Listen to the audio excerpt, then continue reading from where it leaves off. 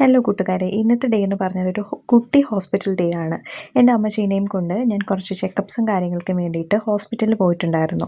ആദ്യമായിട്ട് നമുക്ക് sugar, pressure അങ്ങനത്തെ പ്രാഥമിക ചെക്കപ്പുകൾ കാര്യങ്ങളൊക്കെ കഴിഞ്ഞിട്ടുണ്ട്. പിന്നെ ബ്ലഡ് കുറച്ചെടുക്കുന്നതിൻ്റെ ആവശ്യമായിട്ട് അമ്മച്ചിയും ഡോക്ടേഴ്സുമായിട്ടുള്ള പോരാട്ടമാണ് ഇപ്പം നമ്മൾ കണ്ടുകൊണ്ടിരിക്കുന്നത്.